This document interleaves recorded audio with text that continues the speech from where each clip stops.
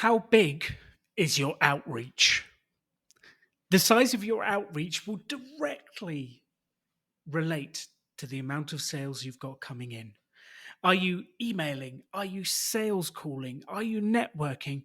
Are you putting yourself out there to find the customers that you really need? Join Christina and I as we talk about the sales process, whether the reframe from last episode on sales actually worked, and she has some surprise news at the start of the episode. Welcome to the Rebel Entrepreneur Coaching Series. The extraordinary belongs to those that create it. Rebelling against business plans and debt, rebelling against what society expects of us to build cool businesses, make money, have fun, and do good. Let's create something extraordinary together. Welcome to the Rebel Entrepreneur.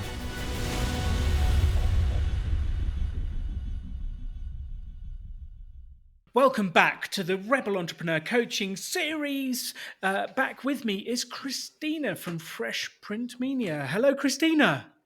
Hello. Sorry, I'm losing things. Hi. And you started this with, I have news. And I thought, let's press record. I want to hear. Everyone wants to hear. What news do you have?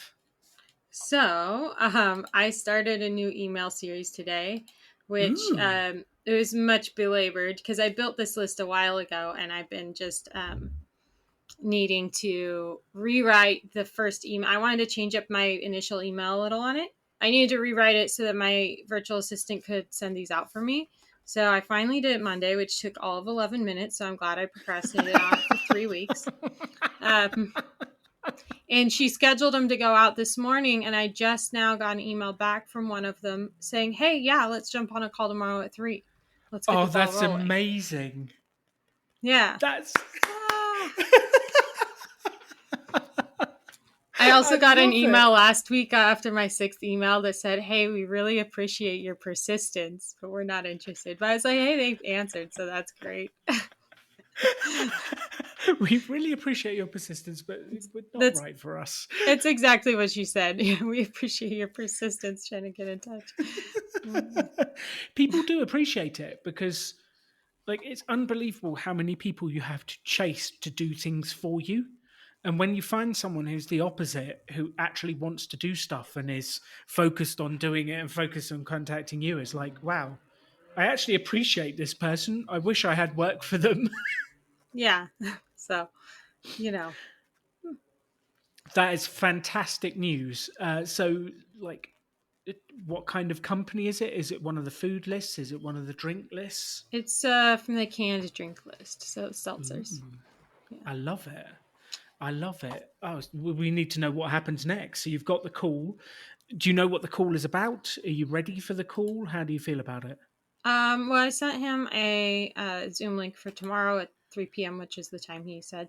So I sent that. I'm probably going to, he didn't really say much. He said, let's get the ball rolling. I said, hey, my email was, hey, do you want to create, impactful visuals, basically. So I love it. Obviously that's what it should be about. But I'm familiar with the company, obviously, from my initial research, but I'm going to probably do a deep dive, today and tomorrow. Just see what info I can find. Cool. When you say deep dive, spend half an hour having a look at the social media, the different bits, pull together, have an idea. And then the best thing to do is ask him as many questions as possible. Yeah. That is absolutely the best thing, is to understand him. That's fantastic. Congratulations. Yeah. I love it.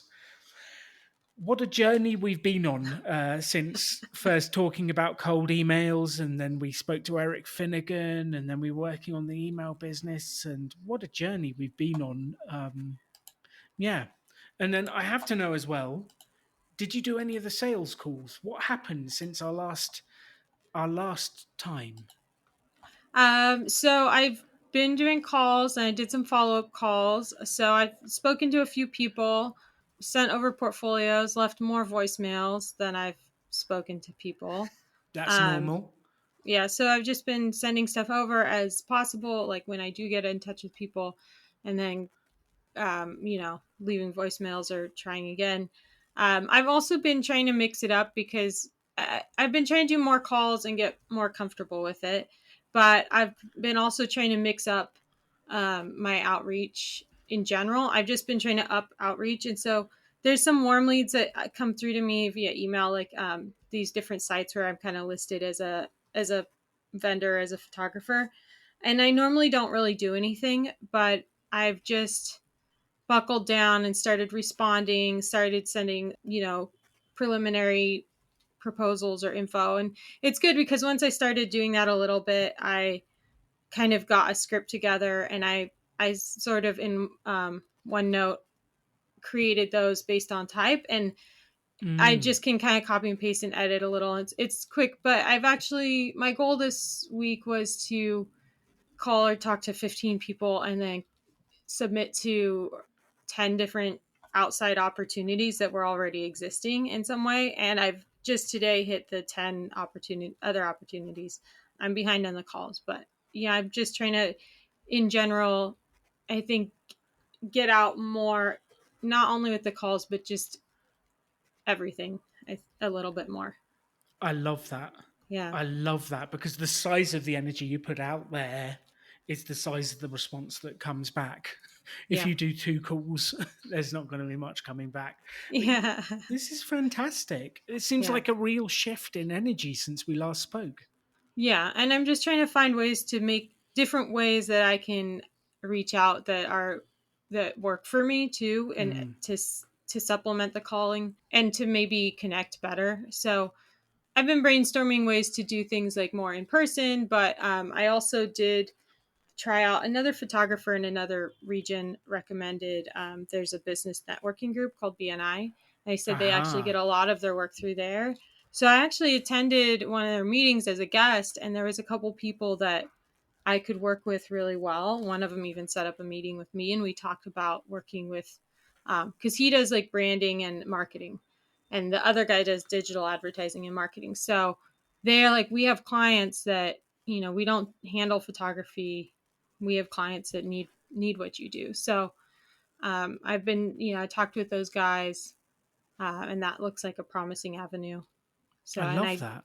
yeah, and I ended up joining the chapter. I was just accepted today. Actually, my application was accepted. So the other good thing I'm excited about that is because they meet weekly and they do basically like 60-second like elevator pitches every meeting, and there's a lot of training. And I was like, I'm really excited about that because it'll get me used to talking with other business people, and then also refining my offer, refining how I talk about my business. So I'm kind of excited about that as a growing opportunity in, to feed into my sales and getting comfortable talking and saying what I do and being, making saying it so that people are like, "Oh, we understand what that is." Not, "Wait, what is that? What do you do?" You know. I So, absolutely love that. I was actually a member of BNI for six okay. months and joined some of the other ones that are similar in England. BNI is the world over. I didn't realize it was so big. And for those of you who are Yeah. listening, stands for Business Network International. And the idea is you join a group, and within that group there is one from sort of each industry. So there's one Yeah. photographer, there's one plumber, there's one electrician, there's no competing businesses within that. And then you all help each other to find businesses. And the big thing they keep repeating is givers gain, which I don't know if they repeated that to you at the meeting. Um, Yeah, but they the said a lot idea of is things, but they said a lot of things. The yeah. idea is the more business you help other people find, the more business that they will help you find. And the most successful people in those organizations are the people that find connections for everyone. And it's this idea of reciprocity. If I help you, you'll help me, and we're all more successful. And the whole thing is about finding sales opportunities. And if they've got other people who are in your area, I think that could be hugely impactful for you. Hugely Yeah. impactful. Yeah, and I just think it'll be, I know that it could not be a rest of my life thing that I'm part of, but I think right now just the practice weekly, practicing the muscle of talking about my business, talking to other business owners and feeling like I'm on their level is is going to really help my overall sales. So I'm excited for that as like a growth opportunity. I love that, and you're right. I did overall. I did networking for about 2 years, and it led to lifelong friends. And it's Yeah. incredible. You get out there, you meet people, you have fun, and these become your friends over the years. Uh, so I would say go for it. I love Yeah. that. That's excellent. The 60-second pitch is a really fun bit, and there is an art to doing it. And in every one of these groups, they have something like that where you stand up 60 seconds, you tell people roughly what you do and who you are. And the idea is in 60 seconds, you give people enough to be interested in you to come and talk to you afterwards. That's the idea. And I'm sure when you did it, you probably watched 20 other pitches. Yeah. I'm sure when you did that, you were watching 20 other pitches, and some of them were good, and some of them, even in 60 seconds, make you want to fall asleep. Yeah. And there is a real art to getting your message across. So, is your next event next week? Yeah. So Tuesday morning Do you will be have an the idea next one. what you're going to do for your 60-second pitch this week? I do not. So I attended two meetings to try out the different chapters, and so because they let me as the guest go last, I got a semi idea of what we're doing for the first one. And then by the second one, I had a much clearer idea. I think it was better. And then I think part of the thing is like in the pitch, they want you to really refine your ask. Like, okay, you're telling us about what you do, but like, what specifically, who can we specifically refer you? Or what specific problem do you solve? And I was like, oh, that's really cool to like think about in your like talking about what you do, like what specifically it's something it's part of this whole process we've been talking about, but it's not something that I've really refined, I guess. And so I was like, oh, okay, that's cool. Like I need to think about not only introducing me and what I do, but what specifically am I looking for? Who needs me? So, I guess I'll have to work on that. I know there's a whole class they make you take. It's like a couple hour course that goes over all that. So I'm excited to kind of learn about all that and do the work on that. I So love that yeah. because one of the key concepts is you're not just selling to people in the room, Yeah. you're selling To through the their room. network. Yeah. Yeah, exactly. And yeah, it's a very different thing selling to the person in front of you going, do you need photographs or do you need Yeah. images or do you need this, versus selling to the people who they are selling to. So the better they can pitch you and the better they can find opportunities. It's a Yeah. completely different thing, and networking has a whole range Yeah. of skills to get the most out Yeah. of those opportunities. And it was a really good experience. So I'm excited for this because going in, I was, even when doing the preliminary, like the guest visit meetings, I was I was terrified. I had one of those thoughts of like, who am I? Like, again, like that same thing that comes up, like, right? Like, no one wants what I have, and who am I to think I belong here, etc. And so, or is this a cult or whatever? Who knows? But I went in with like not knowing what to expect, and everyone was so like welcoming and friendly. Even the people have seemed like really like like important lawyery people. Like everyone was so friendly, and it was like such a great I felt so comfortable talking about what I do, and so like just everyone was so welcoming, and I was like, oh, this is really a difference in tone for me talking about what I do in my business and being Christina the business person and feeling like I belong there versus how I've been, the mindset I've been, I think, coming at sales calls with. So I was like, oh, this is all really good brain retraining, I think, to feel Absolutely. positive while talking about my business and to others. And not that I don't, it makes me sound like I hate my business, but you know what I mean. I think you love your business. It's Yeah. just the talking to other people about it that gets weird, which we did a lot about the sort Yeah. of the language you use to yourself. And we all do it before we go into the phone call, before we go into the networking meeting. Like I spent a decade teaching people how to do presentation skills. And actually, at the end, I realized there was a huge amount that was just what people said to themselves before they stood up and presented. And they would sit there about to be presenting and they would be looking scared, saying inside their head, not to anyone else, inside their head, what if it goes wrong? What if I forget my lines? What if they don't like what I say? Who am I to be teaching these people this stuff? And they have this internal chatter that like stops them from being who they want to be. So I think if you've got a bunch of warm, lovely people who you've met who are interested in you, what a great way to practice your content, connect, retrain your brain that people are interested in you, Christina. Yeah. So, like, I think one of the things that I did when I was doing this was to write two or three different versions of my 60-second pitch. Hmm. And then I'd try them out over the weeks. Yeah. And I'd notice which ones people most react to. Mm. Uh, and the structure I always used was what's the problem? Like the problem and the pain.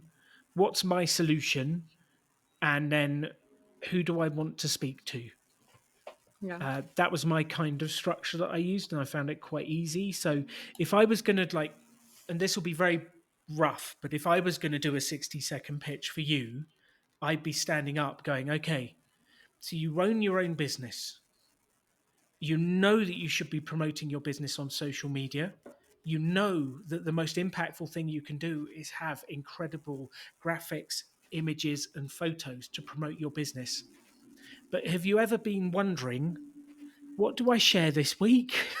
What do I put on there? What do I post? Well, that is the problem that I help people solve. So, whether you are a food business, a drink business, or a lawyer business, I help you come up with the visuals that show your business to the best possible light on social media and to prospective clients. That would be kind of my rough thing. And then at the end, I go, who am I looking for? I'm looking for business owners that are looking to market themselves and find new clients. I'm looking for business owners that just don't know what to share on social media and need something that represents themselves. Or I'm looking for people who are looking to rebrand their website with new photos and new images that show them off in their best light. And then I'd stare at people. That would be how I would do it, and then I'd have like Yeah. different versions for these different things. How does that sound? Sounds pretty solid. So Sounds pretty yeah, because solid. you're defining that. Well, you're not even saying what you do up front necessarily. You're like just starting with the problem.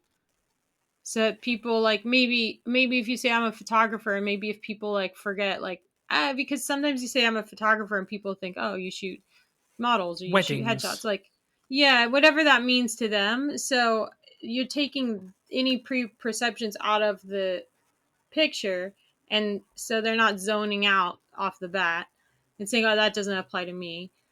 And you're saying the problem, and then that you have the solution. Yeah, I think that's like a good, and again, something I've never thought about really. I don't think I even said the word photographer. I don't Maybe think I not. even No. mentioned Yeah. it in there. I don't think you even need it Yeah. because I think when you go through, um, like a lot of these pitches that people do end in a request of, "Do you know anyone who needs photos?" Yeah. And most of the time, if you ask that to a bunch of the people, they'll go, no. So, do I Yeah. know anyone who needs photos? Nope. Because that's not something people go round saying. Yeah. Whereas if you go, do you know anyone who struggles to know what to put on their social media channels? Do you know anyone who's rebranding their business and is looking to make it look sharper? Do you know anyone who's looking to refine their marketing materials and have images that better show them off? Like that's more likely to be shared amongst business people rather than those other things. So the way you define who you're looking for can directly affect whether Yeah. people can refer you. Uh, so I'd ask you for this group of people or the group of people they would know, who do you think or what do you think you'd most like to say to them? Like, what do they need to look out for whilst they're they're helping you find business? I would say so. You need to look out for other businesses that have lackluster images on their social and website. Cool. So I guess it's either A, they see it on the website, or B, if you're speaking to the business person and they're complaining about their website not converting, their social media not working, they're talking about things they're doing, they don't know what to share, like those kind of things. Yeah, because I Yeah. guess there's two elements. There's one, what can they physically see from the outside? And then there's two, what do they need to listen out for from that business person, business owner, marketeer, whoever it is. Yeah. So I guess, maybe it's, are your clients complaining about not getting hits online? Mm, Their sales, maybe their sales posting is not getting, is not converting, is not getting click throughs. that's interesting. So it is, are your clients, have you heard them talk about not getting enough conversion, not getting enough hits, not getting enough impact from their social media marketing? Like that's the kind of person I can speak to because we can Yeah. create content that will get them attention, get them noticed, and get them out there. Yeah. I love that. Do you want to have a go at doing a 60-second pitch for me off the cuff before we move on? Sure. Correct it's answer. it's definitely a lot easier when you hear everyone do them. It's interesting, because then you're like, oh, okay, I see what we're doing here. But Makes it way easier.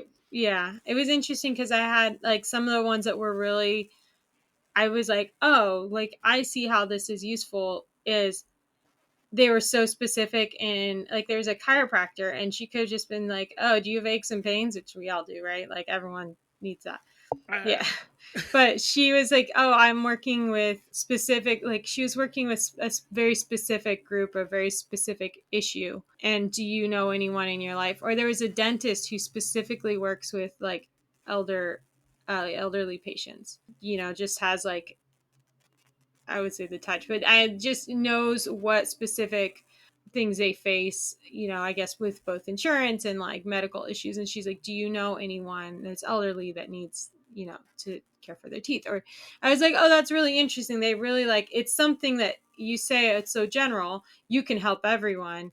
But no, they really like dialed down and said, here's who I'm looking for. And I'm sure you get like other, but I was like, oh, that's, I think again, it's that whole like thing, you should have a niche, you should niche down, right? But we go like, no, I can help everyone. So yeah, if you go in there saying I can help everyone, you will get zero referrals because yeah. people won't know who to send you to. And the converse is true. The more specific you are, you think you're cutting off the market, but you're not. You're making it easier for people to refer you to them. Yeah. So even if you had like it's three types of things, or as you were speaking, like a magic thing you could do is tie in three of the businesses around the table to what you're doing. So if Yeah. Jeff the dentist over there, he needs photos for his social media of happy clients of him working to be able to put online to attract attention. Who were the other person? You said it was a dentist. Chiropractor. Yeah, the chiropractor needs great looking photos of people coming in crooked and leaving straight. And I don't know, they need images to be able to promote their business and show off what they do. And you could pick three of the businesses and go, this is the examples, and then go very specific into your request. And the one thing I've learned over the years is the more specific you are with your request, the more likely you are to get someone to come back and say, I can help you with that or I can't. The more vague and general you are, the more likely you are to be ignored. Yeah. Okay. So should we do it? Are you ready? Okay, I feel Yeah. like we should have some kind of drum roll, some kind of Da-da. something. I don't have a drum roll on my thing. We could have some kind of ballpark sound. Um, but yeah, let's go for it. Okay. Uh, Christina! hey there. Are you on social media and the web? Everyone is nowadays, right? Especially with the pandemic, it's changed our presentation. We have to be online. You have to catch eyes. You want to attract those future clients. Are you having trouble knowing what to post or keeping up with the constant posting and finding quality images that are specific, speak to your business, and catch attention? Well, I can help you solve that. I can help you plan your content to go on and create it for you. We can make beautiful images that speak to your business, what you do, and attract your customers' eyes and stop their thumbs when scrolling. What's the close? What's the close? Oh, so if you know anyone, so if you or anyone you know is struggling to keep up with their online image and what to post on social media, then send them to me. I can help. Perfect. Love Forgot about it. that part. No, yes. Close me. Tell me what you're looking for. That was great. That was super quick. I've got one piece of feedback at the start bit. What you did really well was ask questions. The quickest way to engage an audience is to ask questions. Yes, you did that fantastically. What you didn't do was given any time for anyone to answer. Oh, yeah, yeah. So the example would be like, are you on social media and the web? You have to be online nowadays. Do you catch eyes? Do you know what to put on your social media? Do you do this? Do you do that? And I'm like, whoa, whoa, whoa! I haven't even answered the first question. So I think the key here is to ask a question and then leave a second or two for people to respond. So, do you have eye-catching images that you can use to enhance your social media? Do you know what you're posting each week? And the slower pace of delivery will allow people to answer in their head, because every pitch, every presentation is a two-way conversation. Even if they're not saying it out loud, they're answering in their heads. So you just need to like slow down and give space for that to do it. And I know we all do this when we first start, is we get nervous and I'm just going to blurt it all out, get it over and done with, and then sit the hell down, because Yeah. then it's over with. But by doing that, you lose all of the impact. So Yeah. yeah, that's my main piece of feedback, is the pace of delivery with the questions. I thought you did a really good job of framing it with the questions. You transitioned to what do you actually do, which I loved. We forgot to close, but with a little prompt, you were like, okay, Yeah. I'm going to We'll get close. that. We'll get that. We'll get there. We'll get there. But that's a really clear, easy structure. And I think that's my bit, is just the pause and the eye contact when you're in the room will change a presentation from being like just whoa, can't take this and I don't know what to do with it, to connection, impact, and then hopefully leads. Yeah. I mean, Perfect. one will hope leads, yes. Well, and this stuff builds up over time, because people won't give Yeah. you leads immediately until they trust you. So once you've turned up for 3, 4, 5 weeks, they're like, oh, there's Christina. She's nice. We're starting to trust her. Oh, I found this for you. I found that for you. But the key to all of this stuff is building trust and connection. And once we've done that, then leads start to come. This is Yeah. super exciting, Christina. You've upped Yeah. your outreach, you're doing phone calls, you're going networking. This seems like Yeah. a real shift. Yeah. I'm really like trying to make an effort, and I was like, if I'm not gonna phone call all day, then I need to find other ways to kind of, you know, do it as well. So I think just it's get great. out. Yeah, Yeah. have a mix. Have a mix, and then you're seeing people, you're calling, you're emailing, you're responding. I think Yeah. that's fantastic. The one thing I would suggest to build on this is then to have a list of opportunities. So these people said they were interested, these people said they were interested, or I had this lead. So you've got a list of opportunities that you can look through each week, work out where you are, who needs following up, who needs Yeah. pushing, and just to do that. So I was actually going to ask the question, because 2 shows ago we had Omed, who was Oh yeah. interested. So my thought is, what's happening with Omed? And if we had a list of opportunities, we could go down and go, okay, where are we with Omed? Where are we with this guy who said he wanted the 3 o'clock call? Where are we with these people? And it just helps us to stay on top of all the potential leads, and we're more likely to convert them if we do that. Does that make Yeah. sense? Yeah. So you do like a spreadsheet style, like kind of. Yeah, a little spreadsheet of, oh, I got this lead from BNI. Someone handed me this business card and said they're looking for someone. That goes on my opportunity list, and I ring them or I email them. And then each week I look at it and go, did they respond? I better chase them again. Oh, they did Yeah. respond. They said they'll do this. And you see what phase of the sales process you're in, and it helps you to stay focused, especially like if you start to do this level of networking and calling and emailing, you're going to have leads all over the place. Super Yeah. exciting. Then you got to manage them and stay on top of them. Yeah. So, yeah, okay. I have a couple spreadsheets already kind of that I think I can use for that, one Perfect. or the other. Maybe I should combine them. Simplicity is always the best. The more Yeah. spreadsheets and the more stuff you have in different places, you end up not looking at them and not following through. So the simpler the better, the easier the better, because we just need to make sure that we stay on top of these. Yeah. And let's actually take the real life example. Omed, like, where is he? Is he just in your emails? Is he in a list of people that you're selling to? Is he like, He's in the list. So, because I have the lists that I break down by like kind of type. So, I have a list in that sheet called collabs, which are people I identified that our businesses might work well together.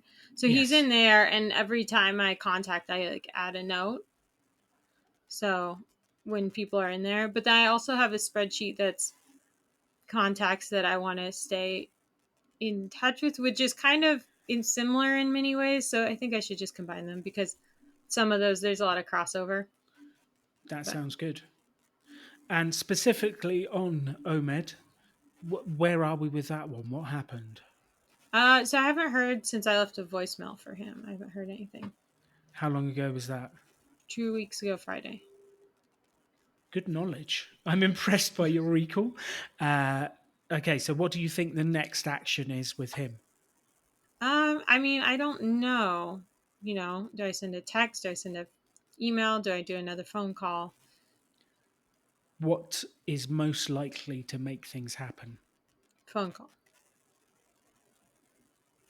So, what's the next action? So I just call and just say, hey, following up. Um, Yeah, wondering just about that following project up. you talked about. Yeah. Yeah, just wanted to connect. If it's dead, no worries. Even if it's dead, I'd love to chat to you about what else we can do. Yeah. Okay. And a very sort of casual thing that makes it easy for him to respond to you. Yeah. Okay. And then what we just spoke through is the process to go through. Like, as we build a list of all of these leads, that's the process is like, okay, A, where are we with this person? And then B, what's the next action?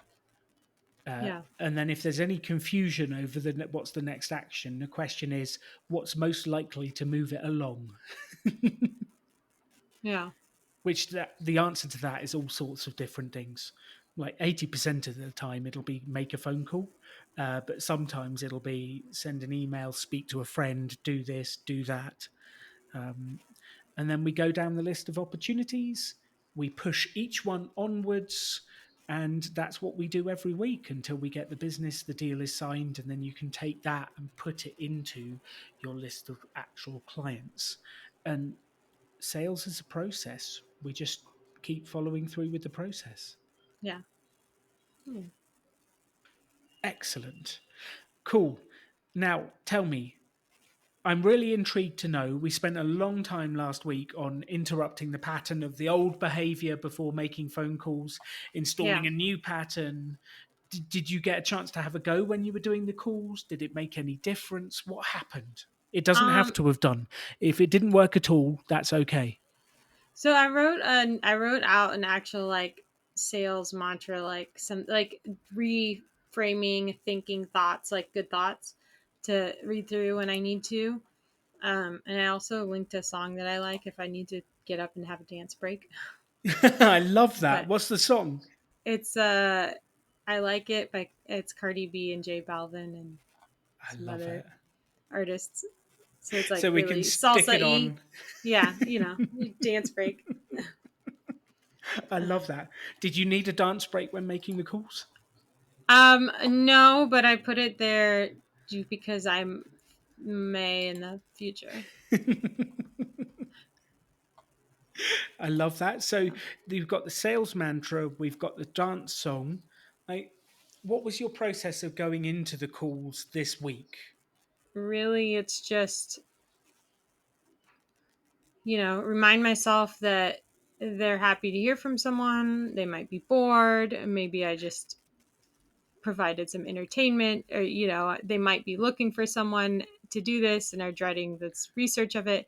So just reminding myself all the positives that I wrote down. I wrote down, about me, that I'm good at this, like reframing for myself. And then also I wrote down what could go right. So reviewing those, and then procrastinating for about 20 minutes, and then refreshing my email, and then just going ahead and calling, because otherwise, it won't happen. So yeah, just calling, going through, looking at the little script I wrote myself, because it's easier that way. And yeah, leaving messages or asking for people, and just getting through them as quickly as possible. Which isn't as quick as one would think, because if you do get someone, or you have to hold for someone, it can take a minute. It So, can take a minute, and then I have to definitely. take notes on each one, like if there was, like what happened, what time it was, and if I needed to send them something and follow up. So it's actually not that quick. No, no. Sometimes it can be because it's like left voicemail on this date, dial next one. Sometimes it's like, oh, you had a 10-minute chat and then you've got to send a follow up email and it takes you half an hour to do that particular piece. Yeah. So sometimes fast, sometimes it's not. One thing I would like to talk about is the little procrastinating for 20 minutes in the middle. Because guess what? I used to do that all the time. I used to put it off. I had a call this way. I actually had an instant this week. So Katie and I run the Rebel Finance School. Whole purpose is to help people sort their finances. And we tell people very clearly at the start of the course, no selling in the groups. Like, we're not here for you to sell your business. This is about learning finances together. Yeah. And guess what someone did in the first week? Was start selling Sold. in the groups. Someone complained. I sent them a message. They said they wouldn't do it. Then we find out 4 weeks later they're still doing it. And I get that email and I just hang my head like, what do you think old Alan would have done with that email?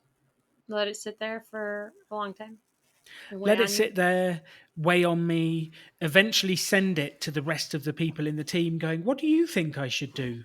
Knowing full well what I should What you actually should do. do, but it's an avoidance tactic. And I'd probably avoid it for 2 to 3 weeks. What do you think current Alan does? Just says, okay, I'll handle this, and boots the person. I actually decided I wanted to give them the chance to explain what was going on, so I called them. And Mm. even though I didn't want to, even though it was a call where I had to tell someone off, I just picked up the phone, I dialed the number, and I spoke to them right there and then. And I just did it. And by the time I've made the call and it's over, I've not had the time to cause myself pain by Yeah, thinking about it. I've just done it and it's over. And generally, if you tackle something that's a bit rubbish quickly, how do you feel afterwards? relieved. Yeah, massively. I'm like, okay, I've done that. And Yeah. also, I've been a good example for everyone else in my team because I can send a message saying, I just rung them, I fixed it, they've promised they won't do it again. Keep an eye out for it. We'll boot them next time if it doesn't work. But I believe in second chances, so I wanted to Oh, hear what the person had to so say. you didn't tell them off? Oh, I did tell them off, Oh, definitely. okay. You are not allowed to do this. You can explain why you did it, but it's unacceptable. You cannot do it. And if you do it again, I will remove you from the course. I don't want to do that, but you're not giving me much option here. And they kind of went a bit sheepish, and it was an awkward silence. And then we had a little chat about what they're doing in their life and the weather, as British people do. And then we Yeah. moved on. Is that the police coming for you, Christina? Or is that Yes, the police coming for they're me? coming for me directly. Yeah. um, but that 20-minute procrastination period has a psychological and energy effect on you. Yeah. And the more you can minimize it, the better. And the thing that I've realized over years, I call it the 3 second rule. There's lots of names for it. It's like, if I think I need to do something, do it inside 3 seconds. Yeah. Otherwise, I'm torturing myself. And I guess the thing I always say to people is you get to decide how long your torture period is. So Yeah. that little bit, you've read your thing, you've read your mantra, you've got yourself ready, you're in the right mindset, and then you procrastinate for 20 minutes. You've got like that torture period in the middle. You get to decide how long that is and how much of your life you want to spend in procrastination and torture. And it's up to you. If you enjoy it, like, why not increase it to an hour and torture yourself for an hour? Yeah.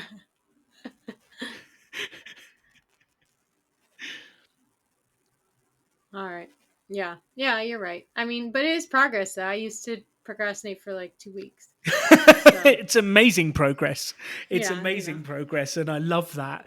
And yeah, I guess the only reason for saying it is I feel like I've been on the same journey as you, Christina. yeah, I literally definitely. used to procrastinate for weeks on phone calls, and then I got it down to half an hour, and then I Yeah. got it down to 20 minutes, and now it is like 5 seconds, and I do not want to waste my life's Right. energy on torturing myself over calls that I know I need to do that will make the world a better place.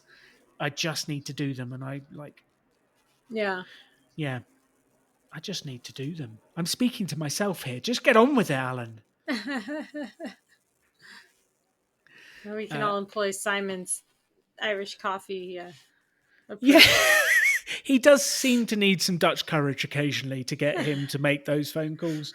That was when we were running the business together. That was my role. Was I was the person they rolled out for the awkward conversations. It's like, we got a problem over here, Alan. You make that phone call, and they would shove me in there. And then there became a phase where Simon also started to go, actually, I have had the realization that the quicker I make the awkward phone call, the better life is. So now I'm Mhm. pumped. Show me the awkward moment. Let me in there. I just want to go in there. Let me get Let it me get done. to the better life. Yeah. Exactly. That's a good way of putting it. Hmm. Yeah, it made a real difference to us both that, Yeah. like, the quicker I get that stuff over with, the nicer, like, I get onto the good stuff that I actually want to do. Um, yeah. So we just dive in now immediately. We've dealt a lot with sales, marketing, networking, pitching, and all sorts of things. Tell me what your plan is for the next couple of weeks with all of these different items. What are you going to do? What are you going to get up to next? And I guess as Christina does this, the people listening, I'd love you to do the same thing right now as you listen. What are you going to do next for your sales strategy? What are you going to do next in terms of networking? What are you going to do next in terms of marketing? And if we keep that process going, we will keep the sales coming in. So as you listen to this, please do work this out for yourself as well. Christina, over to you for your actual answer. So obviously, just keep up kind of the overall outreach vibe I'm doing. The emails are pretty much like locked and loaded at this point. Although I guess I should start building the next